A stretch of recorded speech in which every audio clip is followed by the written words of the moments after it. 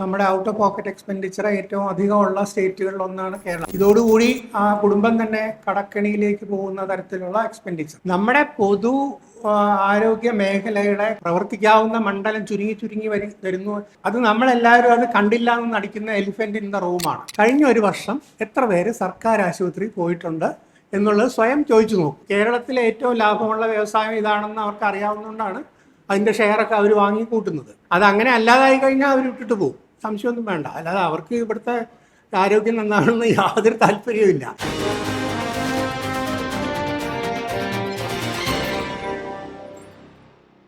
ആരോഗ്യം രണ്ട് തരത്തിൽ കുറച്ച് പറയാൻ ബുദ്ധിമുട്ടുള്ള ഒരു വിഷയമാണ്. ഒന്നാമത്, ആരോഗ്യം എന്ന് പറയുന്നത് എല്ലാവർക്കും പെട്ടെന്ന് മനസ്സിലാവുന്ന കാര്യമാണെങ്കിലും പൊതുജനാരോഗ്യം എന്ന വിഷയം സാമാന്യം സങ്കീർണമാണ്. അതത്ര എളുപ്പം ഒരു 1-to-1 ലോജിക്കിന് പലപ്പോഴും വിധേയമാകുന്ന ഒരു കാര്യമല്ല. അതിലുപരി കേരളത്തിനെ കുറിച്ച് സംസാരിക്കുമ്പോൾ ഒരു പ്രശ്നം എന്ന് പറയുന്നത്, നമ്മൾ വളരെയേറെ കാലമായിട്ട് മുമ്പിലാണ്. ഇപ്പോൾ 10-20 കൊല്ലമായിട്ടിപ്പോൾ ഇന്ത്യയുടെ sustainable development goals in health എന്നൊക്കെ പറയുന്നത് നമ്മൾ 2000-നൊക്കെ മുമ്പ് തന്നെ അവിടെ എത്തിക്കഴിഞ്ഞു. അപ്പോൾ നമുക്ക് പിന്നെ എന്താ ചെയ്യാനുള്ളതെന്നുള്ളതാണ് പലപ്പോഴും ഉള്ള പ്രശ്നം. പക്ഷെ അതിൻ്റെ അർത്ഥം നമുക്ക് പ്രശ്നങ്ങളില്ല എന്നുള്ളതല്ല. അതിനിപ്പോൾ നമ്മൾ സാങ്കേതിക വിദഗ്ധന്മാർ സെക്കൻഡ് ജനറേഷൻ പ്രോബ്ലം എന്നൊക്കെ പറയുന്ന ഒരു മോർട്ടാലിറ്റി കുറച്ച് കൊണ്ടുവന്നതിന് ശേഷം ഉണ്ടാകുന്ന പല പ്രശ്നങ്ങളുമുണ്ട്.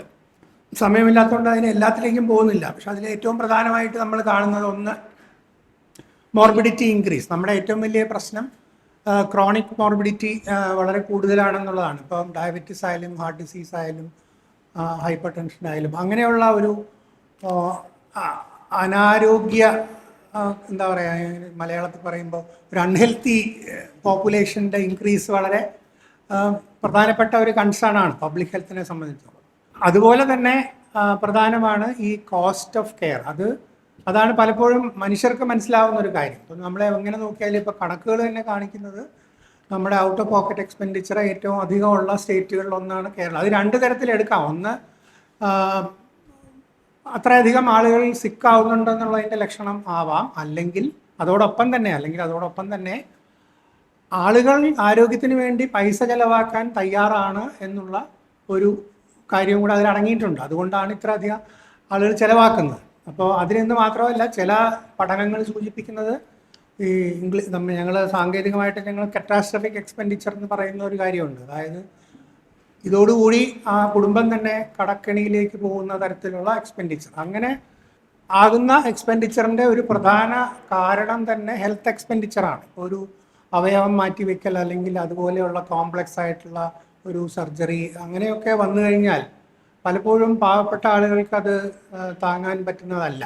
അപ്പോൾ നമുക്ക് തന്നെ അറിയാം, ഇപ്പം പത്രങ്ങളിലൊക്കെ നോക്കിയാൽ ഈ ക്രൗഡ് ഫണ്ടിങ്ങിന് ഏറ്റവും അധികം നമുക്ക് റിക്വസ്റ്റുകൾ വരുന്നത് ഹെൽത്ത് റിലേറ്റഡ് ആണ്. ഇപ്പം കിഡ്നി മാറ്റി വെക്കണം, അല്ലെങ്കിൽ ഡയാലിസിസ് തുടർന്നുകൊണ്ട് പോകണം, സഹായിക്കണം, അല്ലെങ്കിൽ വളരെ കോംപ്ലക്സ് ആയിട്ടുള്ള എന്തെങ്കിലും ജനിതക കണ്ടീഷനുള്ള കുട്ടികൾ, അങ്ങനെയൊക്കെ പല പ്രശ്നങ്ങളുമുണ്ട്. അതൊക്കെ ഈ സർവൈവലിൻ്റെ പ്രശ്നമാണ്. ഈ കുട്ടികൾ ശൈശവത്തിൽ തന്നെ മരിച്ചു പോകുന്നില്ല എന്നുള്ളത് നമ്മുടെ ഒരു നേട്ടമാണ്. പക്ഷെ അതേ സമയത്ത് അവരെ ചികിത്സിക്കേണ്ടി വരുമ്പോൾ ഉണ്ടാകുന്ന ചിലവാണ് അതിൻ്റെ മറുവശം. അപ്പം അതാണ് ഞാൻ പറഞ്ഞത്, നേരത്തെ ചില പ്രശ്നങ്ങൾ സോൾവ് ചെയ്തുകൊണ്ട് ഉണ്ടാകുന്ന വേറെ ചില പ്രശ്നങ്ങളാണ് കേരളത്തിലെ ആരോഗ്യ മേഖലയിലുള്ള ഒരു പ്രധാന ഇഷ്യൂ. പക്ഷെ നമ്മൾ ഭാവിയിലേക്ക് ചിന്തിക്കുമ്പോൾ എനിക്ക് തോന്നിയിട്ടുള്ളത്, ഞാനത് വളരെ തുറന്നു പറയുകയാണ്, കേരളത്തിൽ ഇപ്പോൾ നേരത്തെ ഹരിലാൽ പറഞ്ഞത് വളരെ പ്രസക്തമാണ്. അത് ആരോഗ്യ മേഖലയിലേക്ക് ചുരുക്കിയാൽ നമ്മുടെ പൊതു ആരോഗ്യ മേഖലയുടെ കോൺട്രാക്ചർ, അതിൻ്റെ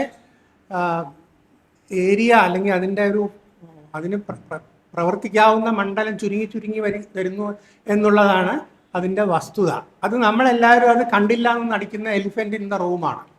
ഇപ്പം തന്നെ ഞാൻ ചോദിക്കുന്നു, ഇപ്പം ഇവിടെ എല്ലാവരും വളരെയധികം പ്രബുദ്ധരായ ആളുകളാണ്. ഇപ്പം ഇതിൽ എത്ര പേര് എന്തെങ്കിലും ആവശ്യത്തിന്, ഒരു ആരോഗ്യ ആവശ്യത്തിന് വേണ്ടി സർക്കാർ ആശുപത്രിയിൽ പോയിട്ടുണ്ട്? ഒരു സർക്കാർ ഡോക്ടറെ പ്രൈവറ്റായിട്ട് കാണുന്ന കാര്യമല്ല ഞാൻ പറഞ്ഞത്. ഒരു ഓപ്പറേഷന് വേണ്ടിയോ അല്ലെങ്കിൽ ഒരു കൺസൾട്ടേഷന് വേണ്ടി കഴിഞ്ഞ ഒരു വർഷം എത്ര പേര് സർക്കാർ ആശുപത്രിയിൽ പോയിട്ടുണ്ട് എന്നുള്ളത് സ്വയം ചോദിച്ചു നോക്കും. ശരി, നല്ലത് തന്നെ. പക്ഷെ എന്നാലും ഭൂരിപക്ഷമൊന്നും ഇല്ല. അതാ ഞാൻ പറഞ്ഞത്. അപ്പം നിങ്ങളെപ്പോലെയുള്ള ഒരു ക്രൗഡിൽ പോലും അതാണ് സ്ഥിതി. അപ്പോൾ എന്തുകൊണ്ടാണെന്ന് വരുന്നത് പറഞ്ഞാൽ there is a loss of credibility in the public system. അത് ഭയങ്കരമായിട്ടുണ്ട്, നമ്മൾ റെക്കഗ്നൈസ് ചെയ്തേ പറ്റൂ. അത് തിരിച്ചു പിടിക്കുക എന്നുള്ളത് നമ്മുടെ ഒരു പ്രധാനപ്പെട്ട ഒരു ലക്ഷ്യമായിട്ട് കാണണം. ഈ പബ്ലിക് സിസ്റ്റത്തിൻ്റെ തിരിച്ചു വരവ് അല്ലെങ്കിൽ അവർക്ക് കൊടുക്കേണ്ട പ്രാധാന്യം, അതിൻ്റെ ഒരു മൂല കാരണങ്ങളിലേക്ക് നമ്മൾ പോകുമ്പോൾ എനിക്ക് തോന്നിയിട്ടുള്ളത്, ഞാൻ ഇത്രയും കാലം ഈ പറഞ്ഞ പോലെ പല തരത്തിലുള്ള പല സർക്കാരുകളെയും ഉപദേശിക്കാനുള്ള ഭാഗ്യമോ ദൗർഭാഗ്യമോ കിട്ടിയിട്ടുള്ള ഒരാളാണ് ഞാൻ. കാരണം ആരും അതൊന്നും കേൾക്കാറില്ല. പ്രത്യേകിച്ച് ആരോഗ്യത്തിൻ്റെ കാര്യത്തിൽ അവർ കേൾക്കുന്നത് ആരെയാണ്? അവർ കേൾക്കുന്നത് വേൾഡ് ബാങ്കിനെ കേൾക്കും, അവർ കേൾക്കുന്നത് IMFനെ കേൾക്കും. ഇതൊക്കെ അങ്ങനെയുള്ളവരെ മാത്രമേ കേൾക്കുള്ളൂ. അതെന്തുകൊണ്ടാണ്? കാരണം ആരോഗ്യത്തിൻ്റെ പോളിസി നിശ്ചയിക്കുന്നത് സാധാരണ രാഷ്ട്രീയക്കാരല്ല. രാഷ്ട്രീയക്കാർ പലപ്പോഴും പറയുന്നത് എല്ലാവരും ക്ഷമിക്കണം, ഞാനത് തുറന്ന് പറയാനുള്ള സ്വാതന്ത്ര്യം എനിക്കുള്ളതുകൊണ്ട് ഇവിടെ പറയുകയാണ്. കാരണം രാഷ്ട്രീയക്കാരല്ല നയം നിശ്ചയിക്കുന്നത്. ഇതൊരു വലിയ കോംപ്ലക്സ് ഇഷ്യൂ ആയതുകൊണ്ട് ആരാണ് നിശ്ചയിക്കുന്നത്? സെക്രട്ടറിയാണ് നിശ്ചയിക്കുന്നത്. നമുക്ക് വളരെ നല്ല ഹെൽത്ത് സെക്രട്ടറിമാരുണ്ടായിട്ടുണ്ട്. ഞാൻ എൻ്റെ തൃശ്ശൂർ ഭാഷ കടമെടുത്ത് പറഞ്ഞാൽ വളരെ പൊട്ട സെക്രട്ടറിമാരും ഉണ്ടായിട്ടുണ്ട്. നമുക്കെല്ലാം അറിയാവുന്ന കാര്യം. ഇപ്പം കബീറിനോടൊക്കെ ചോദിച്ചാൽ വ്യക്തമായിട്ട് പറഞ്ഞു തരും. അങ്ങനെയാണ്. അപ്പോൾ ആളനുസരിച്ചാണ്. അപ്പോൾ അതുകൊണ്ട് ഈ പോളിസി തീരുമാനിക്കുന്നത് ഇവർക്ക് ഇപ്പോൾ അടുത്ത തവണ എവിടെയെങ്കിലും വേൾഡ് ബാങ്കിലോ ജോലി കിട്ടുമോ എന്നൊക്കെയുള്ള അനുസരിച്ചാണ് അവരുടെ ഈ തീരുമാനങ്ങൾ വരുന്നത് പലപ്പോഴും. ഇപ്പോൾ ഇൻഷുറൻസ് ഒക്കെ തന്നെ ഇവിടെ കടന്നു വന്ന അങ്ങനെയൊക്കെ. ഞാനിപ്പോൾ കൂടുതൽ പറയുന്നില്ല. എനിക്ക് എൻ്റെ ഓർമ്മ ശരിയാണെങ്കിൽ അതിനെ ശക്തമായിട്ട് എതിർത്തത് ഒരു രാഷ്ട്രീയക്കാരനാണ്, വേറെ ആരുമല്ല, കുട്ടി അഹമ്മദ് കുട്ടി എന്ന് പറയുന്ന മന്ത്രിയാണ്. പക്ഷെ അത് അദ്ദേഹത്തിന് ഓവർ റൂൾ ചെയ്തുകൊണ്ടാണ് ബ്യൂറോക്രാറ്റ്സ് അത് കൊണ്ടുവന്നത്, ഈ ഹെൽത്ത് ഇൻഷുറൻസ് ആദ്യം കടന്നു വന്നത്. അത് പോട്ടെ. അപ്പോൾ ഞാൻ പറയുന്നത് അതൊരു വലിയ ഇഷ്യൂ ആണ്. അപ്പോൾ എന്തുകൊണ്ട് പോളിസി മേക്കേഴ്സ്, മന്ത്രിയാകുന്ന ആളോ അല്ലെങ്കിൽ മന്ത്രിയുടെ കൂടെയുള്ള ഉപദേശകരോ ഈ ഹെൽത്ത് എന്ന് പറയുന്ന ഇത്രയും സങ്കീർണമായ ഒരു കാര്യത്തിനെ പഠിച്ച് അതിനനുസരിച്ച് പുതിയ ഒരു ദിശയിലേക്ക് കൊണ്ടുപോകാൻ നമ്മുടെ പബ്ലിക് സിസ്റ്റത്തിലുള്ള ഒരു ക്രെഡിബിലിറ്റി തിരിച്ചു പിടിക്കാനായിട്ട് ശ്രമിക്കുന്നില്ല എന്നുള്ളതാണ് എന്നെ അത്ഭുതപ്പെടുത്തിയിട്ടുള്ള കാര്യം. അപ്പോൾ അതിനു വേണ്ടിയുള്ള ഒരു ശ്രമം ഉണ്ടാവട്ടെ എന്ന് മാത്രമേ എനിക്ക് പറയാനുള്ളൂ. അതോടൊപ്പം തന്നെ നമ്മുടെ ഹെൽത്ത് ഇതിൽ ഈ ഇപ്പോൾ ഏറ്റവും പ്രധാനമായിട്ട് ഞാൻ കാണുന്ന കഴിഞ്ഞ കുറേ വർഷങ്ങളായിട്ട് നടന്ന ഏറ്റവും നല്ല, ഏറ്റവും ശക്തമായ policy initiative in health is decentralisation. അത് വികേന്ദ്രീകൃതമായി എല്ലാ ഹെൽത്ത് ഇൻസ്റ്റിറ്റ്യൂഷനും തദ്ദേശ ഗവൺമെൻറ്റുകളെ ഏൽപ്പിച്ചു കൊടുത്തത് ഏറ്റവും വളരെ മുമ്പോട്ടുള്ള ഒരു സ്റ്റെപ്പാണ്. പക്ഷേ അതിൻ്റെ മുഴുവൻ പ്രയോജനവും നമുക്ക് കിട്ടിയിട്ടുണ്ടോ എന്ന് നമ്മൾ ആലോചിക്കണം. ഒരുപാട് കാര്യങ്ങൾ ഇനിയും ചെയ്യാൻ പറ്റും. പക്ഷെ അപ്പോൾ അവിടെയും ഈ പ്രശ്നം, അവരുടെയും ചില പ്രയോറിറ്റികൾ മാറിപ്പോകുന്നു. കാരണം ഇപ്പോൾ നിങ്ങൾക്ക് പഞ്ചായത്തിലാണെന്നുണ്ടെങ്കിൽ പഞ്ചായത്തിൽ ഞങ്ങൾ ഹാർട്ട് ട്രാൻസ്പ്ലാന്റ് ചെയ്യുമെന്ന് പറയാനാണ് പഞ്ചായത്ത് മെമ്പറുടെ താല്പര്യം. പക്ഷെ അത് നടക്കുന്ന കാര്യമല്ല എന്ന് അത് പറയുന്നില്ല. അപ്പോൾ ഓരോ പഞ്ചായത്തിലും എന്ത് ചെയ്യണം എന്നുള്ളതനുസരിച്ച് ഞാൻ പറയുന്നത് അതിൻ്റെ ഒരു പോളിസി പെർസ്പെക്റ്റീവ് ഉണ്ട്. അപ്പോൾ എവിടെ എന്ത് ചെയ്യാൻ പറ്റും, എന്ത് ചെയ്യാൻ പറ്റില്ല എന്നുള്ളതനുസരിച്ചൊക്കെ. അത് മാത്രമല്ല അവിടെ ഭയങ്കരമായിട്ട് ക്യൂറേറ്റീവ് കെയറിനുള്ള ഇമ്പോർട്ടൻസ് കൂടുന്നുണ്ട്. അത് വികേന്ദ്രീകരണത്തിൻ്റെ ഒരു അത്ര ആശാസ്യമല്ലാത്ത ഒരു സൈഡ് ഇഫക്റ്റാണ്. അപ്പോൾ നമുക്ക് വേണ്ടത് ശരിയായിട്ട് പ്രിവെൻറ്റീവ് പ്രൊമോട്ടീവ് ഹെൽത്ത് കെയറിന് അവർ പബ്ലിക് സിസ്റ്റം ഇത് ചെയ്തില്ല എന്നുണ്ടെങ്കിൽ പ്രൈവറ്റിന് ഇതിലൊന്നും യാതൊരു താല്പര്യമില്ല. പ്രൈവറ്റ് എന്ത് ചെയ്യുമെന്ന് പറഞ്ഞാൽ ഇപ്പോൾ ഫോർ ഇൻസ്റ്റൻസ് പ്രിവെൻറ്റീവ് എന്ന് പറയാവുന്ന ഒന്നാണ് ഇപ്പം ബ്രസ്റ്റ് ക്യാൻസർ സ്ക്രീനിങ്, മാമോഗ്രഫി.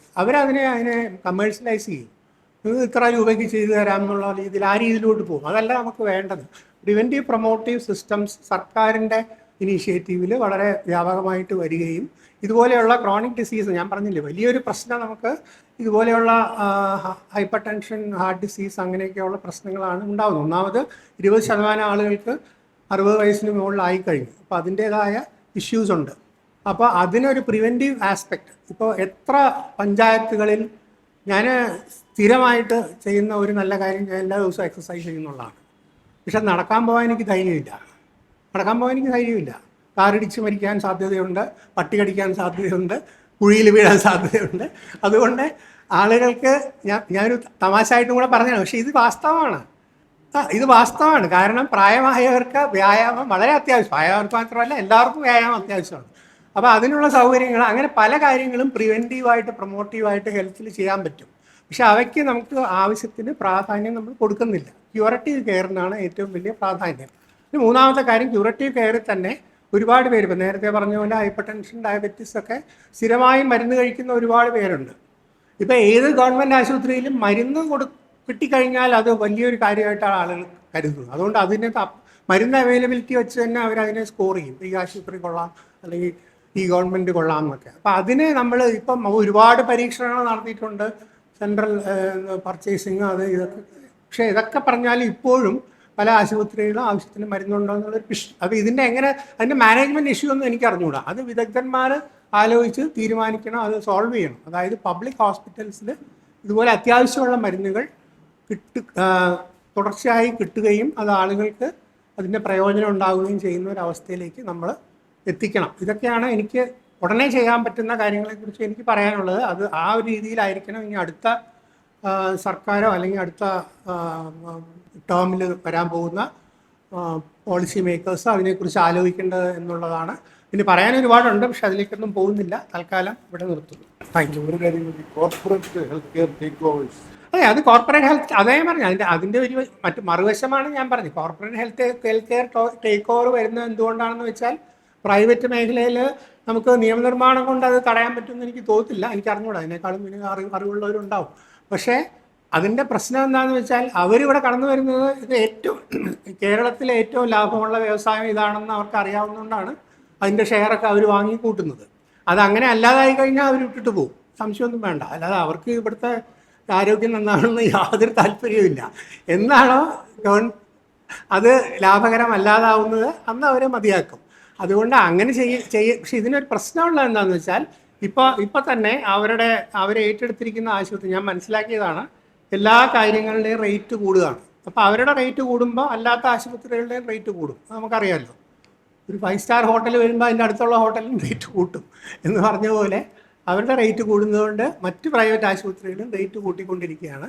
അതിന് ഡിമാൻഡുണ്ട്, അത്രയും കോസ്റ്റ്ലി ആയിട്ടുള്ള ട്രീറ്റ്മെന്റിന് ഡിമാൻഡുണ്ട്. ആ ഡിമാൻഡിന്റെ ഒരു പ്രധാനപ്പെട്ട കാരണം ഇൻഷുറൻസ് വ്യാപകമാണെന്നാണ്. അതിൽ സർക്കാർ കൊടുക്കുന്ന ഇൻഷുറൻസും ഇതിന്റെ ഡിമാൻഡായി മാറുന്നുണ്ട്. അതൊരു സങ്കീർണമായിട്ടുള്ള പ്രശ്നമാണ്. അല്ല, ഞാൻ പറഞ്ഞില്ല, സങ്കീർണമായ പ്രശ്നമാണ്. ഇപ്പൊ ഇൻഷുറൻസ് ആണോ സൊല്യൂഷൻ? ഇൻഷുറൻസ് ആണെങ്കിൽ എങ്ങനെയായിരിക്കണം? എന്നല്ല ഞാൻ പറയുന്നത്, പ്രശ്നം തന്നെയാണ്. ഇൻഷുറൻസും പ്രശ്നമാണ്, ഇൻഷുറൻസ് സൊല്യൂഷനുമാണ് പ്രശ്നവുമാണ്. ഇൻഷുറൻസിനെ ശരിയായ രീതിയിൽ ടോട്ടലി എഗ്രി. എനിക്കറിയാവുന്ന കാര്യം ഞാൻ പറയാം. NHS ആണ് ഒരു എക്സാമ്പിൾ ആയിട്ട് എല്ലാവരും ഉയർത്തി കാട്ടുന്നത്. UK സ്കാൻഡിനേവിയൻ മോഡൽ നല്ല മോഡലാണ്. പക്ഷെ സ്കാൻഡിനേവിയ എന്ന് പറയുന്നത് നമ്മുടെ ഡിസ്ട്രിക്റ്റിന്റെ പകുതി ആളുകളെ ഉള്ളൂ. അതുകൊണ്ട് നമ്മൾ അറിയണം.